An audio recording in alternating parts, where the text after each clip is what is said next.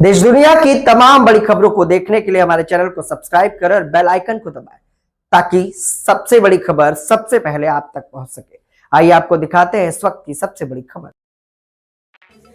उत्तर प्रदेश के मथुरा में गौरक्षक फरसा वाले बाबा की हत्या, संतों का फूटा गुस्सा। क्या कुछ कहा, आइए आपको दिखाते हैं हमारी इस खास रिपोर्ट। करके उनकी हत्या की गई है, अत्यंत निंदनीय है, घृणित है। मैं भगवान के श्री चरणों में प्रार्थना करता हूं कि उन आत्माओं को जो गौ के लिए अपने प्राणों की आहुतियां दी है उनको अपने श्री चरणों में स्थान दें और गौ हत्यारों के ऊपर जो है गोली उसके हृदय में मारने का काम किया जाए, उसको तत्काल जो है उसको इनकाउंटर किया जाए, ये सरकार से मांग है। और जितने भी हमारे देश में गौ हत्यारे हैं उनके ऊपर रासुका के तहत मुकदमा पंजीकृत करके जेल भेजा जाए। गावो विश्वस्य मातरः, गौ माता जो विश्व की माता हैं, जो विश्व की पालन करती है, विश्व की पोषण करती है, ऐसे गौ माता पे कुचक रचने वाले, उनको टेढ़ी आंख से देखने वाले का इनकाउंटर होना चाहिए और रासुका के तहत मुकदमा पंजीकृत करके उसको जेल भेजा जाए। यही सरकार से मेरा निवेदन है।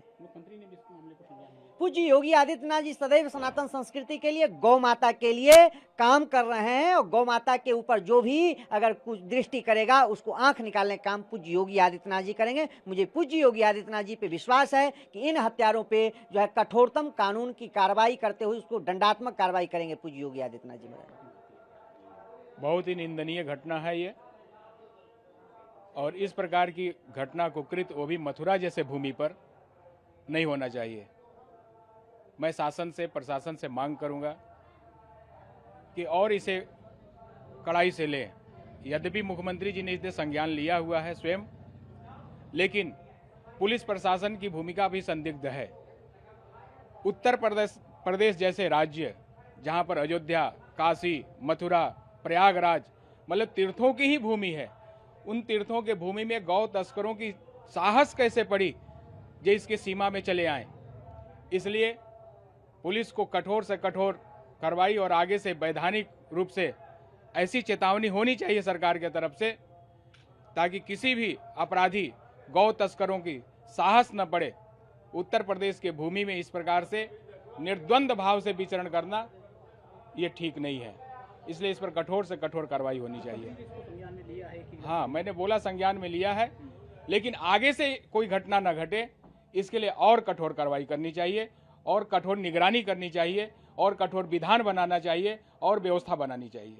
जी, मैं कड़ी से कड़ी निंदा करता हूं और भर्त्सना भी करता हूं कि यह एक सुनियोजित तरीके से यह इस घटना को बर्दाश्त दिया गया, इस तरह से अंजाम दिया गया है।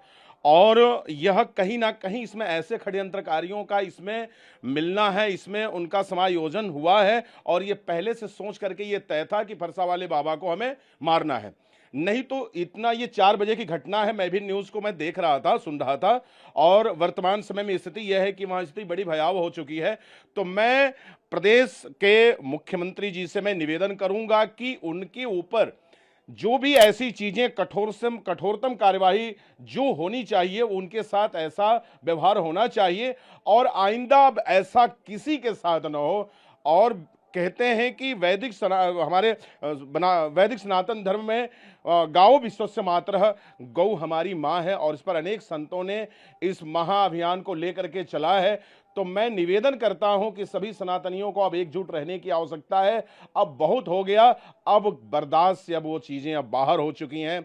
इस पर प्रशासन कड़ी से कड़ी कार्रवाई करे और तत्काल उन अपराधियों को या तो एनकाउंटर करे या फिर उन्हें फांसी की सजा मिले। यही सभी संतों की पुकार है और यही अयोध्या से भी पुकार है और यही सब संतों की ललकार है। देखिए, सबसे पहले फरसा वाले बाबा चंद्रशेखर जी को मेरा भावपूर्ण श्रद्धांजलि। ये जो घटना हुई है बहुत ही निंदनीय है। ब्रज की भूमि जहाँ पर गौ की बहुत ही महत्ता बताई जाती है, ऐसी भूमि पर एक गौरक्षक की इस तरह से निर्मम हत्या करना बहुत ही दुखद है। उत्तर प्रदेश सरकार को संज्ञान लेना चाहिए और नियमों में परिवर्तन करके उसमें कड़ाई लाना चाहिए कि जो भी इस तरह का गो तस्कर का काम करेगा या गो रक्षकों के साथ दुर्व्यवहार करेगा, तत्काल प्रभाव से ऑन द स्पॉट उसको गोली मार दिया जाए, ऐसा कानून आना चाहिए। अन्यथा आए दिन इस तरह की दुर्घटना होती रहेगी और हम मुख्यमंत्री जी से मांग करते हैं कि इस नियम को तत्काल प्रभाव से लागू किया जाए, जिससे आने वाले समय में किसी दूसरे गौ भक्त के साथ ऐसा ना हो सके।